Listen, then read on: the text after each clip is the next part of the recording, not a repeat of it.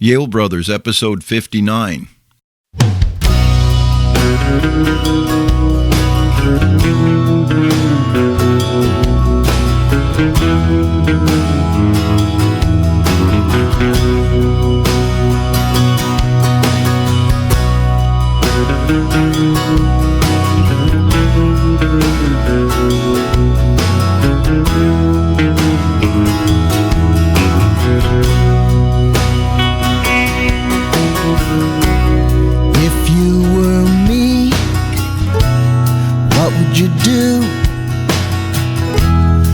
In the mirror and it's not really you. You fumble around for something to wear. You feel invisible, you're not really there. Would you think you were crazy and out of your mind? In your body, you're living a lie. There's a train in the station, there's a car in the drive, but they can't take me over the gender line. No, they won't take me over the gender line.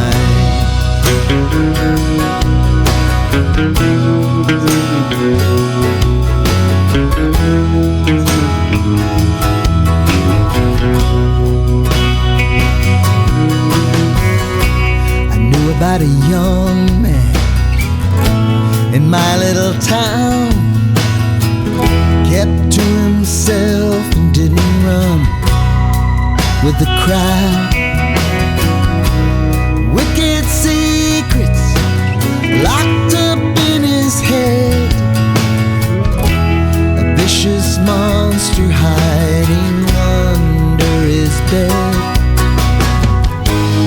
There was no reason in anyone's mind. What would possess him to take his own life? There's a train in the station, planes lined up to fly,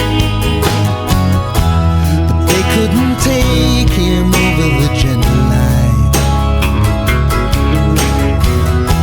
No, they couldn't take her over the gender line. Are you a boy or are you a girl? It's an easy answer in a binary world.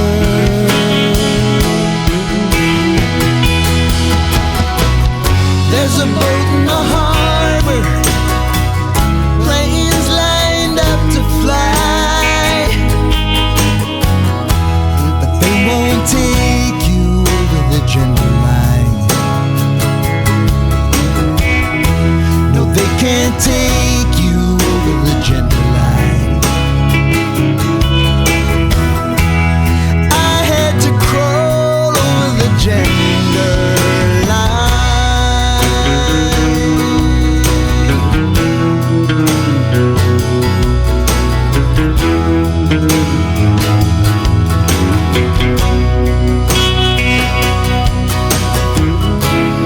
Are you a boy or are you a girl? Hey everybody, we're the Yale Brothers. Welcome to episode 59 of our show. My name's Chris. And I'm Roger. And what you just heard was The Gender Line, a track from singer-songwriter Cidny Bullens' 2020 album, Walkin Through This World. Cidny is a two-time Grammy nominee with 9 albums spanning more than 40 years, Chris. What a career, yeah, for sure. He was a backup singer for Elton John, Damn, and performed 2 lead vocals on the Grease movie soundtrack. He is 1/3 of a group called the Refugees with fellow singer-songwriters Wendy Waldman and Deborah Holland. Cidny began the transition process from Cindy to Cidny in 2011, and Walking Through This World is his first album as a man. A documentary about Cidny's life, also called The Gender Line, was screened at more than 20 film festivals around the world in 2019. He created and performed in a one-person show, Somewhere Between, Not an Ordinary Life, in 2016, and he's currently working on his memoir, TransElectric. Cidny will be speaking next Thursday, April 24th at Horry-Georgetown Technical College's Addiction and Recovery Lecture Series in a virtual setting. And we've only barely begun to scratch the surface. We're excited to have him on this podcast. We hope you enjoy this interview. Cidny, we're so excited to have you on this evening. We appreciate you coming on with us. Yeah, I'm very happy to be here. Thank you so much. Thank you. And I know we're dense with a lot of questions about your career and life. But before we get any further into the meat and potatoes, can you tell us about your first encounter with Elton John and how you managed to go how you wound up on the road with him? It is a story, and it is it is one of those. Was it Lana Turner back in the 40s or something that sat on the stool in a soda shop, in Hollywood and got Schwab's. Schwab. See, you know the story.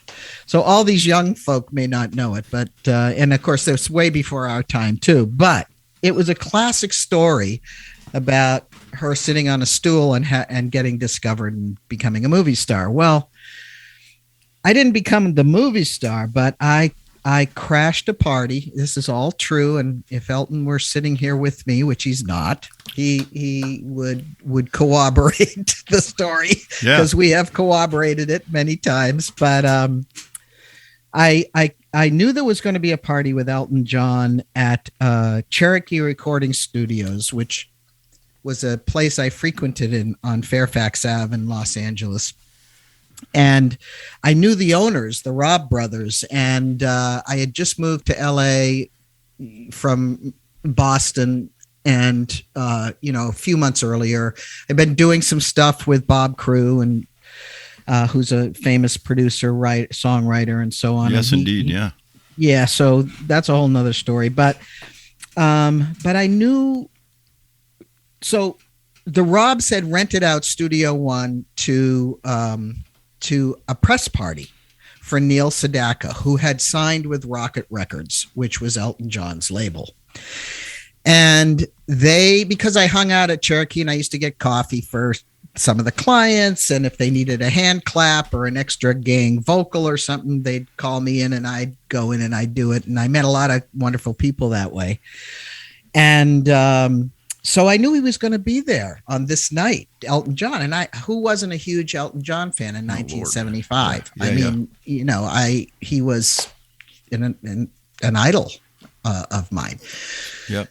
So the Robb brothers and whoever the studio crew were all huddled in the control room. And for those of you who don't know about studios, there's a control room with it's like a fishbowl.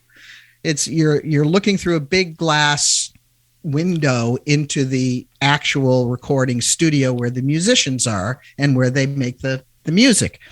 But the technical part is on the other side of that window.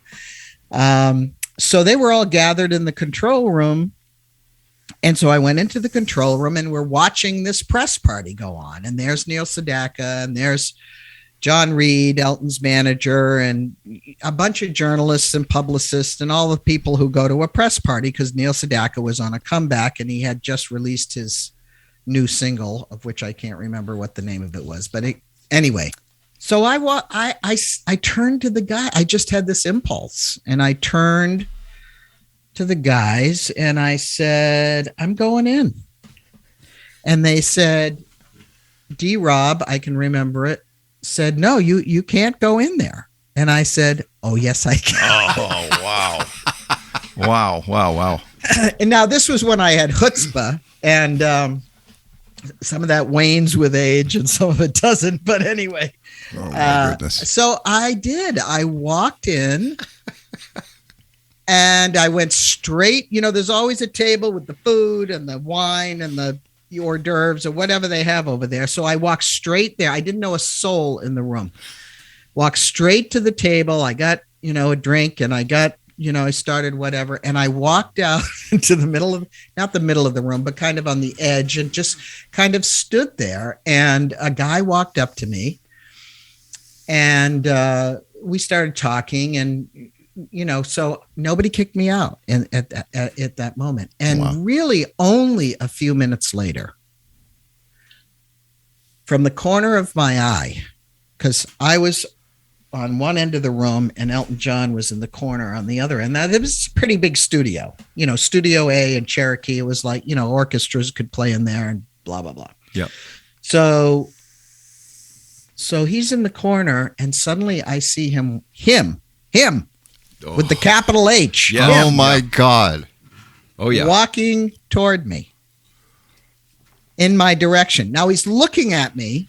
So I know he's walking, and he's walking toward me, and I'm thinking he's going to kick me out. Now, we all know that if I was going to get kicked out, it wouldn't be Elton to kick me out. Right, right. Somebody else, one of his people, would come and say, this is a private party. Sure. See you later. Sure, of course. But I thought, in my mind, I was like, oh shit, he's going to kick me out. So he walks up to me, and this is documented. I have it because I've been keeping a journal for 50 years, which is a blessing and a curse. And that's another, when we talk about my memoir on down the line, I'll talk about that. Okay. But so it's all in my journal. He and I have talked about it. It's all right. And he said to me, I don't believe we've met yet. My name is Elton. Oh, man. And I was like, hello. My name is Cindy, Yeah. and I won't go off into the little side trip there, but I will say to you, we talked for like a few minutes. I have no recollection at all of that conversation after My Name is Cindy. Wow. Oh, wow. Wow. Because I was in such disbelief Surreal. that I was talking to him, and he was very sweet, very casual. And then one of his guys, who I know who's a friend of mine now, but or became a friend of mine over the years, with Elton, walked up to him and kind of pulled him away. And so nobody kicked me out. So a few days, I know this is going along, but it's fantastic. Please. It really is my classic story. My life changed because of it. Oh my God. Pivotal, yeah. So nobody kicked me out. So somebody, I started talking to other people, whatever, and just yakking away. I see this young woman comes over to me, and she says, what do you do? And I said, I'm a singer. Now, was I a professional singer? Yeah, I'd done a few tracks. I'd hand clapped a couple of times. I sang on a couple of Bob Crewe things. And I wanted to be a professional singer. I mean, that's what I wanted. I actually wanted to be a rock and roll star. That's there we what I go. wanted. Yeah. But and she talked to me for a minute, and she left. And so I talked a little while to some other people, and the woman came back to me as I was about to leave, because I thought, I've met Elton John now. I don't, need anything else. And so I'm getting, I'm kind of working my way out of the room, but other people were talking to me. And this young woman walks up to me again, and turns out she's Connie Papas, now Connie Hillman. She married Chris Hillman from the Byrds, and many years ago, same year in 1979. I know that because she became my manager later. But anyway, gotcha. There's lots of threads. So she came up to me again, and she said verbatim, "What are you doing for the next 2 months?" And I said, "I don't know. Why?" And she said, Elton wants to know if you want to go on the road with him. Ooh, just like that? Just like that. Those words. And there was a little bit of a conversation after, because I was stunned, first of all. Sure. And we could go into so many threads beyond this, because the story kind of expands, but we won't. I'll just tell you how I met him and how I got on the road. So that was a Wednesday night. It'll all be in my book. Oh, yeah. That Wednesday night, September 17th, 1975 was that night. Oh my God. September 19th, I was rehearsing with Elton John. Oh my God. Now, on September 18th, the day in between, I was living in a hovel on Little Laurel Canyon Boulevard, off Laurel Canyon Boulevard, which goes from Hollywood to the valley. Yeah. North Hollywood. Oh, perfect. Yeah. Perfect. And I was in a hovel, 8,000 Honey Drive, literally no bathroom door, orange shag rug that God knows how long it had been there. Yeah, right. No furniture. No, I had a single bed in a little alcove and a record player. Remember those? Yeah, vaguely. So I had a record player on the floor. I might have had a chair or a small couch or something. I don't remember. And a single bed and a bathroom with no door and a little tiny little kitchenette like a closet. So it's a cozy little bungalow in the hills. Is that what That's you're saying? right. And so on the 18th day in between, a limousine pulls up in the cracked driveway of 8,000 Honey Drive with the drug addicts living next door, and the guy gets out of the back seat, not the driver, and hands me a stack of Elton John. Now, don't forget, this is 1975. He already had a stack of albums. That's unbelievably cool. And gave me those albums and said, here, learn these by tomorrow. Oh, wow. And so that's how I got on the road with Elton. And I did. I started rehearsal with him on Friday the 19th. And the next week, we opened in, it was the Rock of the Westies tour. Oh, wow. And we opened in San Diego.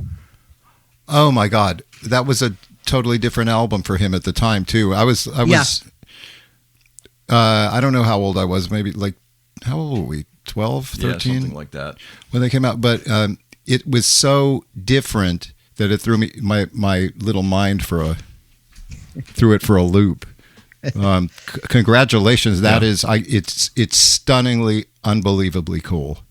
It is unbelievably cool. So that's just it's and hard. The best part, after doing 3 tours with him and singing on Don't Go Breaking My Heart and the Blue Moose album and all that, we're still friends. That's the best part of the story. I mean, he knew both my kids, I know I have not met his children because it's been a long time since I've seen him in person, but, right. Wow, man. Not that long. Yeah. 4 years right before the pandemic, but I didn't meet his kids, but, good God. But, anyway, yeah. So we're still friends. We still communicate. He is, we could do a whole podcast on how fantastic a person Elton John is. Forget his talent. Yeah. That's another story. Oh, no. That's crazy. Sid, thank you on your trajectory. Yes, thank you so much for sharing that. And I want to touch on Elton a little bit later too, but Song on Don't Go Breaking My Heart, that struck me. But there is so much to unpack about your life and career. So I'd like to start from the start. And can you tell us a bit about where you were born, your childhood, and how you ultimately decided to become a musician? And did you come from a musical family? Well, the answer to the last question is no, in terms of professional. My family I was born in Boston and raised outside of in a rural town outside of Boston, northeastern Massachusetts, West Newbury, Massachusetts, which is near Newburyport, which is a little seaport. And I spent a good deal of time in Maine as well. My grandparents were from Maine and other relatives and so on. So I summered in Maine, lived there for 30 years after. But anyway, so my family appreciated music. They were not musicians themselves. I mean, there was a rumor that my dad played saxophone in high school or something, but I never saw one around the house. But they listened to a lot of different kinds of music. They listened to a lot of jazz. They loved jazz. Everything from Benny Goodman to Miles Davis. So there was I grew up in the era of albums, and 45s too. That was my older brother and sister. That's how we'll get to that. Yeah, but, ours too. Yeah. But from the my earliest memories were listening to jazz and but also for some reason, and I don't know why, we were a frigging white, barely middle class family outside of Boston, and yet somehow I had a love for gospel music. And I to this day, I don't know how. I guess my parents played Mahalia Jackson. I guess they played,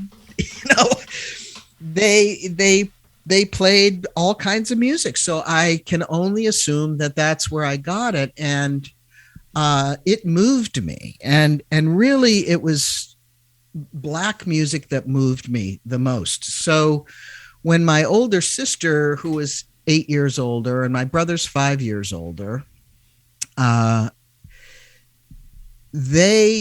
when they started getting old enough to buy 45s singles, I remember at about 4 years old hearing Tutti Frutti by Little Richard. Oh, wow. And I said to myself, that's what I'm going to do. That's what I'm going to do. I'm going to do rock and roll. And so, of course, so I like to say, to kind of put it in a nutshell in terms of my influence, which isn't exactly what you asked, but please. I mean, obviously over years, there are years of influences, but my very first ones, I think, because there was a love of the rawness of rock and roll, that raw beat, that just down and dirty kind of in the mud kind of rough sound I get you. That true rock and roll had back in the 50s. Now we're not talking Pat Boone or anything else. Yeah. We're talking, Little Richard and Chuck Berry eventually, and Jerry Lee Lewis, people like that, and the blues too. Sure, but that all came from the blues, obviously. But but also I can remember listening to the Everly Brothers. My sister loved the Everly Brothers. I wasn't totally into Elvis Presley. Yeah, my sister was, but he didn't move me as much. Although there were couple songs, but it was really the Black musicians and the Everly Brothers. And the Everly Brothers had that harmony just resonated in me. And so I think those two things for me culminates in my own music, or did eventually, with melody and rawness at the same time. It's a great balance. So that's, but yeah, so I grew up outside of Boston, in a rural community, and, stayed there until I went to New York for a year or so, and after high school, and then I went to Los Angeles.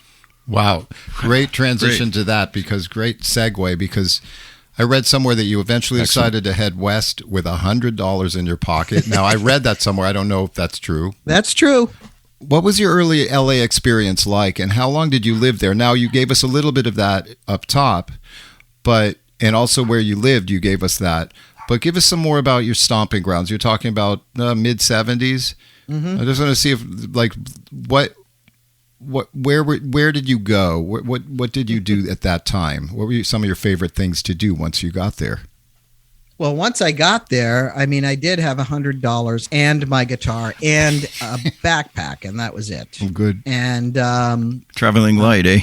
yeah, and I had no place to go. I mean, I did have a friend out there from New York who was from LA, so I slept on his couch for a while, and I really honestly slept on people's couches for the first several months. Yeah. And got a job in a gas station, pumping gas. And don't forget, I was a girl back then. Yeah. Yes. Right. Yeah. Yeah. I love it. Yeah. And no girls did, but I had experience. I had done it, summers in high school. Well, there you go. Now in my little town of, in Massachusetts. You got that New England work ethic. That's right. There it is. So anyway, I really just wanted to do music, so I looked for jobs. But the problem with me is that I wrote my own songs from a very early age, so I didn't know any cover songs. So I couldn't be in a cover band, not to mention the fact that my voice, my natural voice, was not conducive to covers. It just wasn't. I had a kind of unique, no vibrato, pure voice, and it just didn't translate to singing in cover bands. Oh, wow. So it was a blessing. And, and it didn't get me any work. So, but So anyway, it's another kind of Lana Turner story, and I won't go into the whole thing because we want to move on. But I met Bob Crewe. That's excellent. As I was about to be homeless. So some random stuff. It's another story about. It's just another one, and about fate or whatever you want to call it. Tell me about it.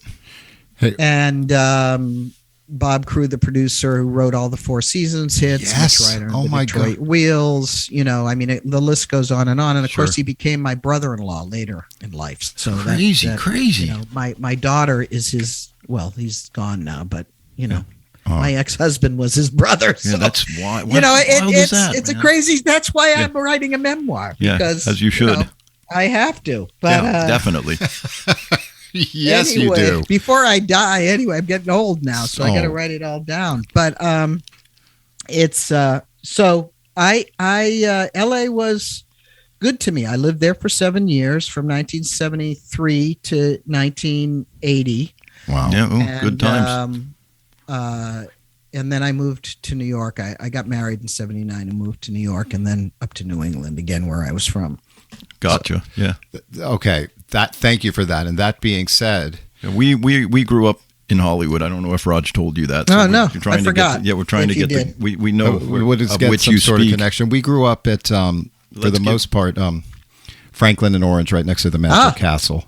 There, I know it well. Oh. I can visualize it in my mind as we speak. That's amazing. Franklin was the, you never went on Sunset. You never went on Hollywood Boulevard. Oh, yeah. You had to go down Franklin to get anywhere. So Heck yeah. That's so Yeah, awesome. Anyway, I just want to let you know Yeah, that. Let's not take your time. Yeah, it's awesome. So the timeline from then and getting signed, and then the making and release of Desire Wire, which we loved. I know this is a broad question, but I mean, so you met Bob Crewe. When you met Elton, you weren't doing anything yet, but then all of a sudden, the timeline from getting signed and then into the release of Desire Wire, how did that all happen? yeah, it wasn't that easy. I mean, I was on the road with Elton John. I got a lot of interest from being on the road with him, as you can imagine. And he promoted it. He promoted me, and he kind of, put me up front and was Sweet. encouraging. And but here's where it gets a little bit complicated. And I do explain it in my book, and I won't go into the big detail, but Okay. but there was something about me that was a little bit off-putting or scary to record companies, and that was that I was androgynous. And didn't know what to do with you. And they didn't know, and I played electric guitar. And I wrote my own songs. And I jumped off pianos and I moved like Mick Jagger and, whatever. Yeah, the heart of rock and roll. They just didn't know what to do with me. And you were rock and roll. I was a rock and roller, and I had no idea that being a woman in rock and roll at that time in the mid 70s was going to be an issue. I mean, I just did what I did. Right. And I was quite, sometimes now I look at old videos of me and I want to, crawl in a hole because they're embarrassing. But in terms of my movements and my kinetic energy, but I hesitate to use the word unique because I don't know if anybody's unique, but there weren't a lot of people out there like me. Okay. And so record companies, and accompanying that was a resistance to signing more than one woman to a record label. That is sickening. Brother. So I had more than one record company say, well, we already have a woman on the label. Oh my God. And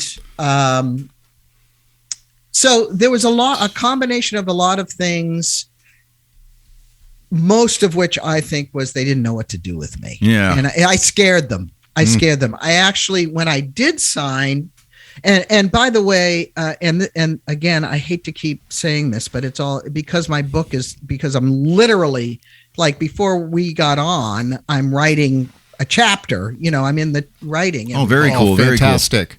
So, I'm writing. So it's all in the front of my mind. So forgive me, but no, that's great. I'm glad we caught you when we did. Definitely. But anyway, no label would sign me, was the bottom line. Oh my God. And I met with every label in the world, and I had, the blessing of Elton. I had the I had done showcases. I had interest from people, but nobody would kind of take the plunge. And I met a man, my first manager, Tony Defries. And I know the name for sure. Hell yeah. Tony Defries had been David Bowie's manager. That's where I know it from now. And John Mellencamp, and there's a whole other stories, but we won't go I'm into it. sure. That's their stories and not mine. Yes. Got you. The thing about Tony Defries, and I had issues with Tony later, but what he did for me is that, and don't forget, he was David Bowie's manager prior. David Bowie came out as bisexual in 1972. David Bowie was androgynous. Amen. and cut through a lot of barriers just by being him. Right. And of course he was male. So and Mick Jagger was male, and the male counterparts, my male counterparts, not that I was famous like them, had a little bit of an easier time. I was a woman. Yeah. And I looked like, there was no word non-binary back then, but I looked androgynous was the word. Yeah, androgynous, fair absolutely. Enough. Yeah, good. Well said. Yeah. Tony Defries signed me because he saw something in me that he believed in. And I was hesitant because I had heard stories about him and David Bowie and him and John Mellencamp and so on. And but I had been rejected by pretty much everybody by this time. And I knew that I had something. I knew I could write songs. I knew from my days with Elton. I knew from recording with Bob Crewe. I sang on the Grease movie soundtrack. I had done these things. Why couldn't I be a solo artist? Yeah, Why? that's And so Tony signed me to his production company, and we went ahead and we recorded an album on spec in New York, and that was Desire Wire. And when it was done, and there's stories about Desire Wire too, which I won't get into, but when it was done, we took it around, or Tony did, and he got a deal with United Artists Records, and it came out on United Artists, and in I think it was like December of 78. It was very late in the year. I knew that. Oh my gosh. Yeah. And Survivor was the first single from that, which then garnered a Grammy nomination. Oh, love it. For Best Rock Vocal Performance. I love that song. I just listened to it before I met you here. We're late adopters to Cidny Bullens. But we well, Go on. there's a little. Let me say something about Survivor and about Desire Wire. yeah. Let's hear it. Sorry to cut you. Can I say? Please. So, I'll try to keep this brief, and I know I do go on. So just cut me off or something. No way. No. So when I was working with Bob Crewe, I had a naturally low voice, like almost, well, not quite like it is right now. I'm old and I take testosterone, Yeah, right. but it's pretty close to what it was as a woman. Yeah. But I had a naturally low voice. And when I started working with Bob Crewe, now think Frankie Valli, God. first of all. Oh my God. He was a fan of singing high vocals because he thought they had more energy and they would attract more sonic attention. Okay. I just made up that term. No, that makes sense. Sounds good, right? Yeah. Perfect. So, That's great. So Bob made me sing high when I sang songs for him and background vocals for him, and I did one or two things that never did anything with him as a solo. Yeah. But not signed, not under my name, but other names. Right. And so when I went to do Desire Wire, I believed Bob Crewe. Well, who wouldn't believe Bob Crewe? He had millions of hits. He Heck yeah. Yeah. For sure. Yeah. The numbers don't lie. He knew what he was talking about. So when I did Desire Wire, I sang in that high voice. That Survivor sounded high to me. Yeah. Totally. Oh my God. And it, to me, I'll just tell you this. Now, the record did really well. I was nominated for a Grammy. Survivor became a semi-hit, and the reason it didn't become a full hit was because the record company folded in the middle of the promotion of Survivor. Oh man. Oh no. But Damn. because it was really moving up the chart pretty fast. Yeah, I can see why. So then the machinery broke down and couldn't put it out there. Oh my God. Yeah, which became the story of my life after that. Oh, but Lordy. But I can't listen to that album today Because it's so high. Oh. Or the second album, or my third album, which never came out, which nobody's heard. And because it's so high. Oh. And when I listen to even I have so many live tapes of radio shows and, live performances. And I did Don Kirshner's rock concert and American Bandstand, Yes. which there's tape on YouTube. I just saw it. I just saw it a second ago. That's awesome. Yeah. So anyway, and so I think the songs were really, really good on Desire Wire. I say was because I don't write pop songs anymore. Yeah. But I just said to my wife the other day, I wrote really pretty good pop songs for a 24, 25, 26-year-old, and It's an art. but anyway, so that's Desire Wire came out. It ultimately dropped off the charts because they stopped promoting it.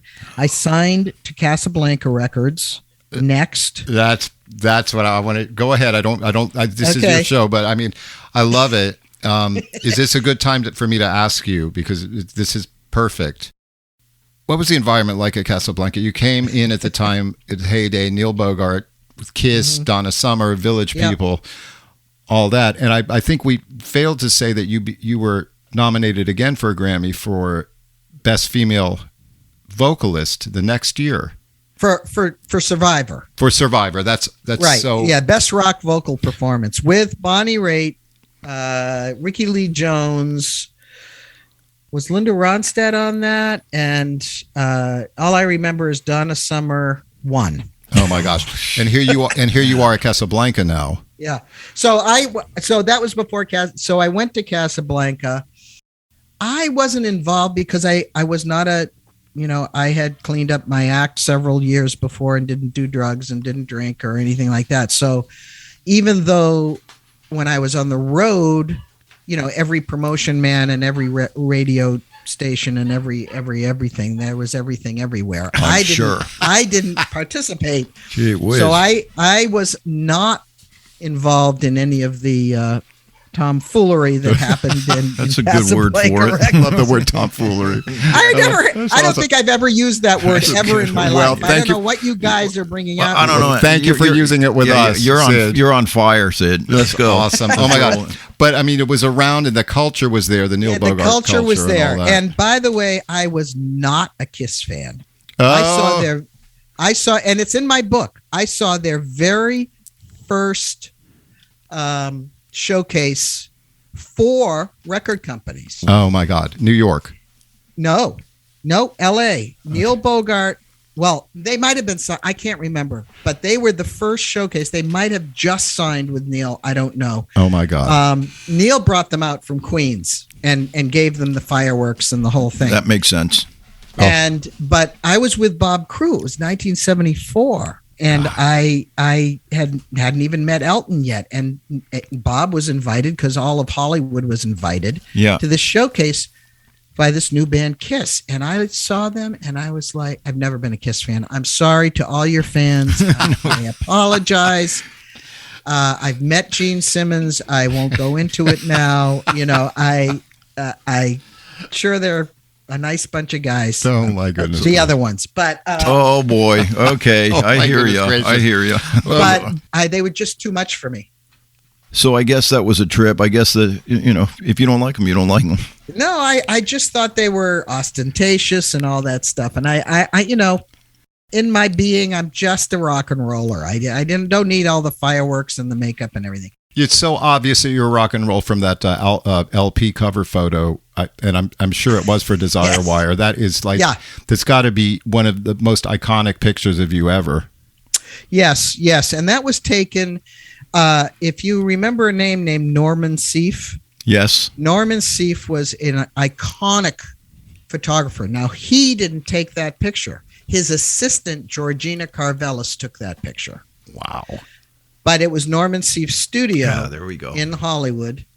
And Nice. That picture is definitely the iconic picture of me. And I think that picture helped sell the record and helped it in radio, because don't forget, they were getting the albums. They weren't getting tapes CDs or wave files. Yeah, they were getting the albums, so there's the picture 12 by 12 or whatever it was. Yeah.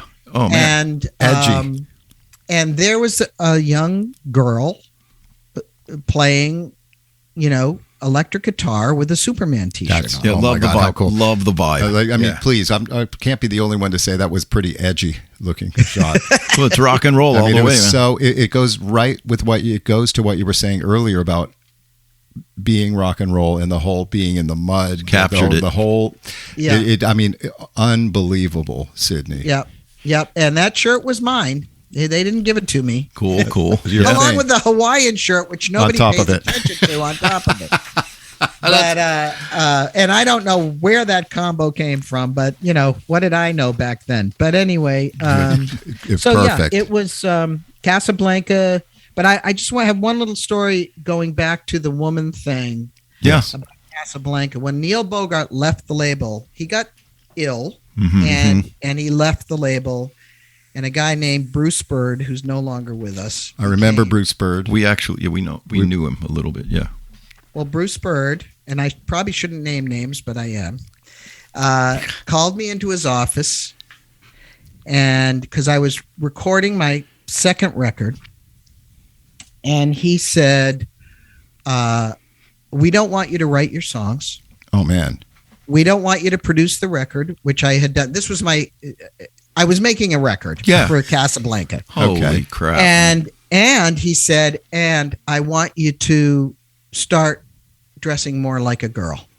Oh, I want you to wear dangly earrings and tank tops and all this stuff. Well, you can imagine what my reaction was. I can only imagine. Yeah. That's no go, baby. No go. Trying to reinvent you.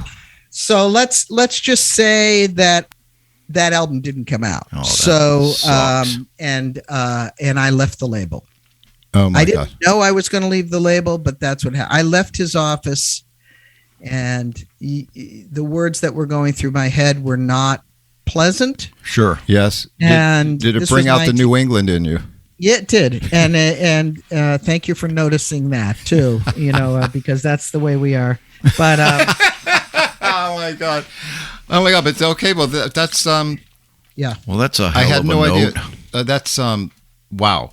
So that didn't go, and then well, I had one record out on Casablanca, and that was with Neil, but Good. It wasn't that good. My second album, Still the Night, is probably the least. It is the least good, if that's a word. That's a term.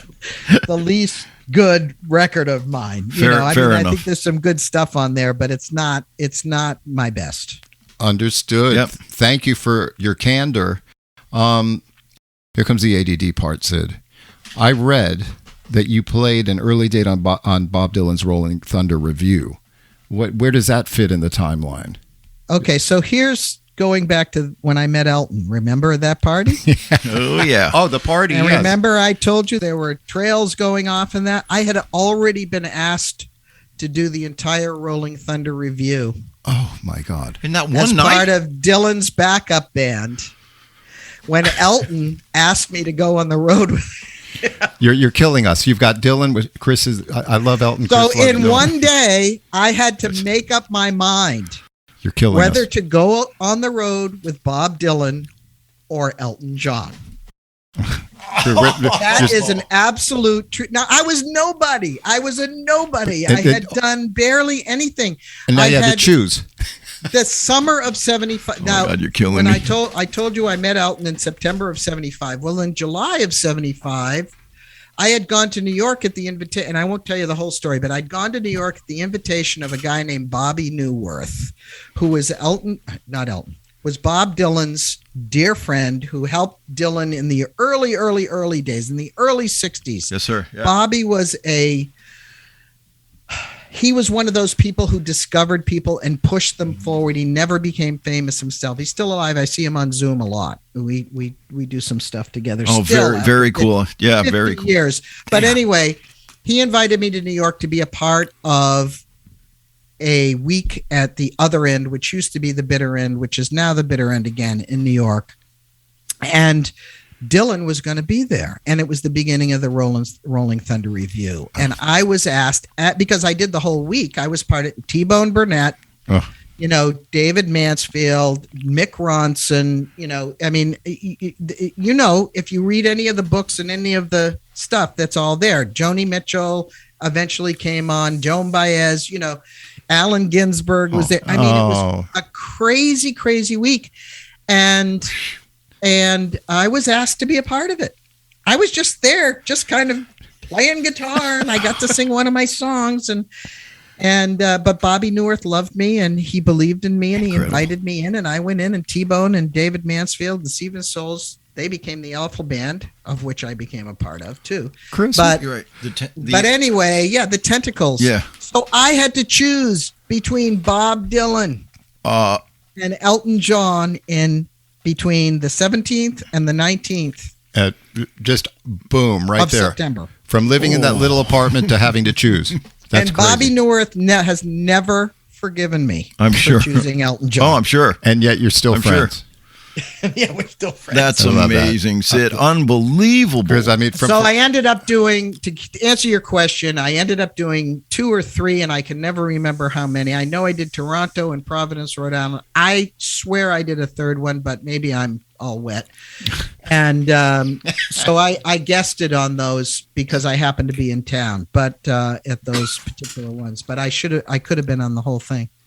Oh, but I wasn't. I was on the road with Elton. I mean, please, Chris. This is I can't do it. I'm on the road with Elton. Chris, sorry, Bobby. And I know this is like the whole Good house excuse. The whole house divided thing. Chris is all about Dylan. I'm all about Elton. So it's so funny. That, that's. Oh my God! Well, you guys, I think you can split me in half. No, Yes. perfect, man. Yeah, this is great. Thank you, God. Thank you.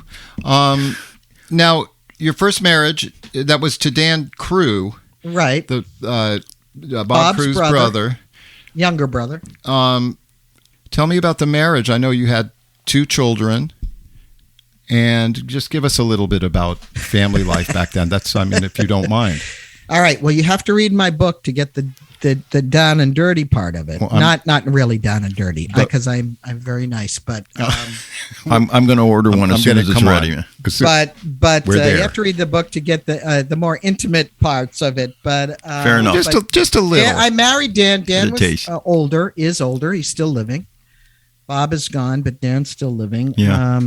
I met Dan in 1974 out in California when he came to help Bob out with some business stuff. And we became friends. And about 5 years later, we, for some reason, decided to get married. And we wanted to have a family. And now I was transgender back then, and he was a gay man. And that's no secret. It's all over the place. Yeah. Everybody knew. Well, people all didn't know about me, but Gotcha. I knew about me. There was no word. I love it. transgender. I love that. Yeah. And nobody thought it would last, but we were married for 22 years. It was Wow. and that's a whole story which we won't go into, but we had 2 children. We left Los Angeles, moved to New York in 1980. Dan was from the East Coast. I was from the East Coast, and he didn't like LA. And my career at that time, I left Casablanca and couldn't find another deal in 1980. And so I thought, well, my career's over at 30 years old, Oh. And so I moved back east, and we decided to have a baby. And my first child was born in 1982, Reid, my daughter, Reid. And Jessie was born in 1985. We lived in Connecticut by that time. And then we moved to Maine in 1991 because I had roots in Maine and Dan loved Maine. And I'd been going there my whole life. And we just wanted a better life for our children in not such a Fairfield County, Connecticut kind of way, which is where we were. So we went to Maine, and I was trying still after Jessie was born. I didn't do anything after Reid was born musically, but after Jessie was born in 1985, I really felt like I needed to somehow get back into music because I was missing it. It was a part of me that I just couldn't quite let go of. I get it. So I was going back and forth to LA trying to do this, that, and the other thing. Nothing really came of it, although I did, see people and do some stuff. I did the Roy Orbison tribute in 1990, which really changed my life. That's what got me to Nashville. There's the Nashville connection. There's the Nashville. I was asked, who knows why? I was just writing about my last chapter was the whole Roy Orbison thing in Nashville that I just wrote. This is awesome. And so there were a number of people who were involved in the Roy Orbison tribute, not the black and white. That was 1988. I remember that. This was 1990 benefit Roy Orbison. He had passed by this time, and Barbara Orbison, his wife, a widow, was putting together this tribute to benefit the homeless, and it was being put on at the Universal Amphitheater. Oh yeah. And for some reason, I was asked to be involved in this all-woman band. to do Pretty Woman with Bonnie Raitt, K.D. Lang, Emmylou Harris, Debbie Peterson of the Bangles, Wendy and Lisa from Prince. Whoa, yeah. Whoa. Tina Weymouth from Talking Heads. Oh, good God. And me.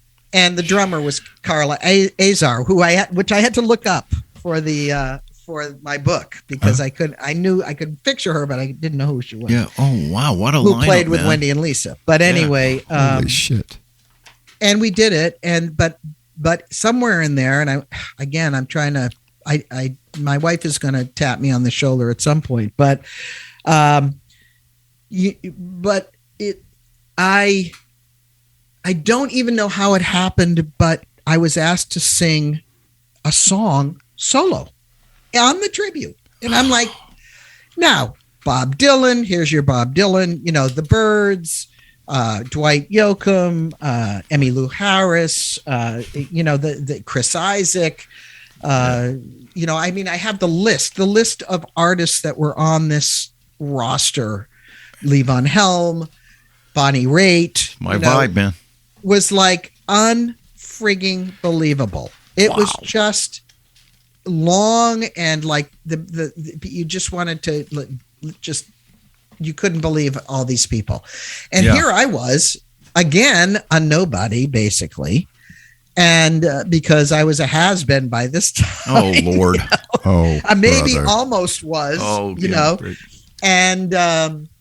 And yet T-Bone Burnett, there's T-Bone again. Yeah. Still a friend. Wow. Was one of the music supervisors, and Don from Was Not Was another one. And so they were the two music supervisors. And I got a call one day from Don I happened to be in Los Angeles, and because I was going, like I said, I was going out there trying to get something going. Yeah. And he said, "Do you want to sing a song?" And I went, I know your audience can't see my eyes going, "What?" But right. And so I went over to his house that day, and I played him a song I had just written. The name of the chapter is called "Send Me an Angel." All my chapters are going to be song names. I like it. The name of the it's called "Send Me an Angel," and I had just written that song in January. Now we didn't even talk about my 1989 MCA album, which I did, which Al Teller signed me to, which was 10 years after my last album, which did nothing. It wasn't promoted because the promotion department hated the fact that it was rock and roll in 1989. Oh, jeez. It was Michael Jackson and Madonna and whatever. Yeah. And so that went nowhere. So I thought that's the end of that. I had one more chance. I was 39 or 38 years old, and that's it. I have two kids. I live in Connecticut. There's no more for me. Oh, wow. So, wow. So anyway, I after that ordeal where MCA dropped me because the record didn't do anything, in December, I had written a song in January of 1990 called "Send Me an Angel," and it was the turning point of my songwriting career. I went from trying to write records, songs that belonged on rock records, to writing a song that I could play by myself on piano or guitar. Period. Wow. I can hear my wife in the back. Anyway, so I wrote this song called "Send Me an Angel," vowing never again to write a song that I had to write that I couldn't play by myself. I like it. So I had the song, and it was a beautiful song. And so I said to Don I think I do have a song that I could sing. So I sang on the Roy Orbison tribute, and that's how artists came up to me who lived in Nashville, Emmylou Harris being one of them. Yeah. Radney Foster and Bill Lloyd being others. And they said, "You've got to come to Nashville." And so that was in February of 1990. And by October of 1990, I found myself in Nashville. And then I just left I was living in Connecticut and Maine at the time. Yeah. But I left I left California, said nothing there for me. Yeah. They only care what your last hit is. They don't care. Even trying to co-write songs with somebody out there was an ordeal. The co-writer wanted to know, what's your last hit? In Nashville, I went to Nashville and was completely embraced and accepted. This is huge. And passed around from songwriter to songwriter to songwriter with accolades and not like, what's your latest hit? And that's what got me to Nashville and got me saved my musical soul, is the way I say it. And I live here now. So. Fantastic. Live in Nashville Sid. That's amazing. So that got you. That's how Nashville got you back into it. And I'm hearing that you found your voice as a songwriter, as far as connecting with just the instrument and yourself.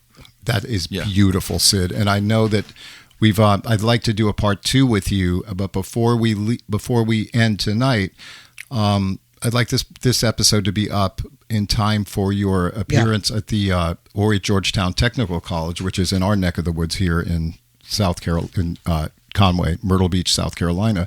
You're presenting at the Addiction and Recovery lecture series next Thursday, which is I love that it's virtual, and I understand, but I wish we had the chance to shake your hand. Can you tell us a little bit about this? I've been covering that event for years with Casey King, the organizer, and I'm grateful to Casey for putting us in touch. What will you be talking about? And give us a little bit about that, and then we'll do a part 2 sometime soon. Sure. I am, first of all, I've spent 45 years in recovery. I was a drug user. I had a very short drug and alcohol career, if you will. It wasn't a career, but got you, man. Yeah, got you. Yeah, got you. And I was fortunate to go into recovery at a young age, and so I celebrated 45 years back in November. Congratulations! Clean and sober, and so I met Casey through some other mutual friends, and he asked me to present at this event. So I will be talking about my experience as a clean and sober human. Yeah. Well, man, congratulations. That's honestly, and really, it's been all my adult life. So that's pretty much. That's pretty much it. That's my story. Well, I think that's fantastic, Sid. We look forward to it, and and I know you're writing like the devil right now. I'd love to take a look at that book as soon as it comes out. But do you want to mention your book now, or do you want to mention it? Well, mention it. I can just say, I'm writing my memoir, and it's called TransElectric. There is a subtitle, but I'm not going to say it right now because I'm still like this. But it's called TransElectric, one word with a capital E. Oh, very cool. And it is the story of me, and it weaves all of my. I say in the preface, I'm a rock and roller. I'm a mother, and I'm a transgender person all in one, and they're my parallel lives. Well, but they're all me. Well, I think it's awesome. So they all weave together, and I go into it's a memoir. It's going to be a long. Well, I don't know how long, but it's a regular sized book. Does it feel like it's long right now? Not a comic book. No. It's a book. And I will say, don't try this at home because it's not easy. No doubt. And I'm a writer, but I and I've written prose before and so on, but I've never written a book. And I will say that I have 50 years of journals. For some reason, I started journaling in high school. Love it. It's a blessing and a curse because the blessing is obvious. You go back and you can actually read what happened and how you were feeling at the time, and maybe what somebody said or somebody's name you don't even remember and all that. The curse is that you realize you're still the same person you've always been, with the same flaws and the same MOs and the same, everything else. And you go, really? I've learned barely anything in 50 years. Astounding, isn't it? That we're intrinsically the same. Intrinsically the same. We would dearly love to get to the second half of this. And I thank you. And we thank you for taking as much time as you did tonight. I want to say it's a real honor to meet you and to have this beautiful chat. And I wish you nothing but the best. Love your music. It's so great to talk to you. Thank you. I'll just say ditto. I mean, it's so. Well, you can say ditto. Ditto. It is. I'm 2 minutes younger. It's great. You guys are awesome, and I'm happy that you asked me, and we'll get the rest of the story soon. Sounds good. All right, Sid. Cidny, thank you so much. All the best to you. Thank you. It's great to see your face. Thank you. Take too. care. Well, how about that conversation? Oh my God, how awesome! Cidny Bullens. What an incredible story this guy's got. Yeah, absolutely incredible. And I'm so glad that he's willing to do the second part too. Yeah, this has to be continued. It's going to be turned into a two-parter, but I'll tell you, I've been listening to his music. Oh my God. It's phenomenal.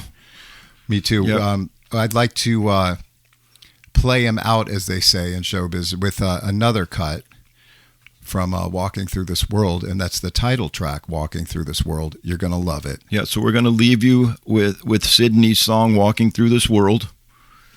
And we are the Yale Brothers. Yes. Thank you so much for having a listen.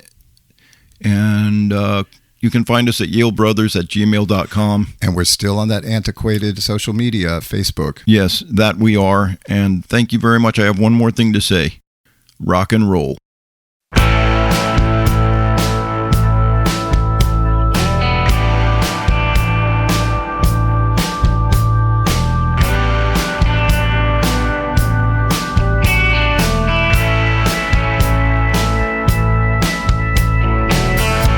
Some may walk on the wild side. Of course you can walk like a man. I'm walking through this world as exactly who I am.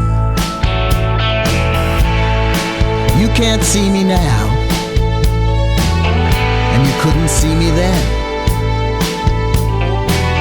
But I'll keep walking through this world as exactly who I am.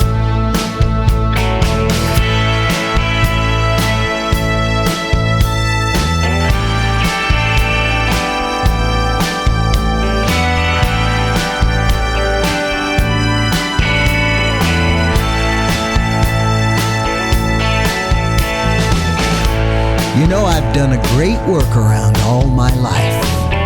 What you see is what you get. But I grew tired of trying to fit a square peg in a round hole. I want a life with no regrets. Now my boots were made for walking. I feel like I can walk around the sun. My travels as a man in this world have only just begun.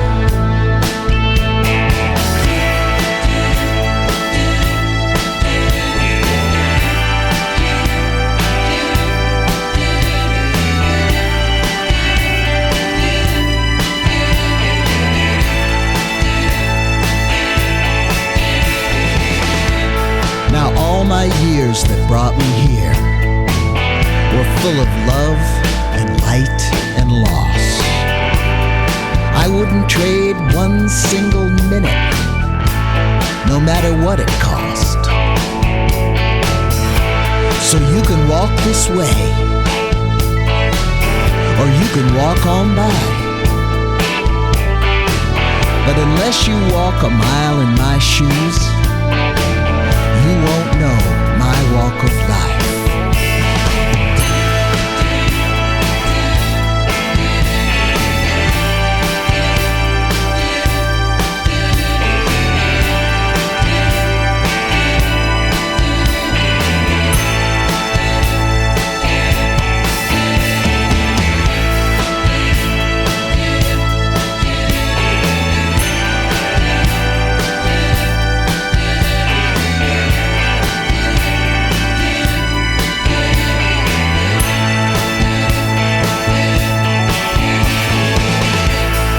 Some may walk on the wild side.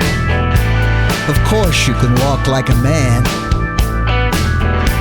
I'm walking through this world as exactly who I am.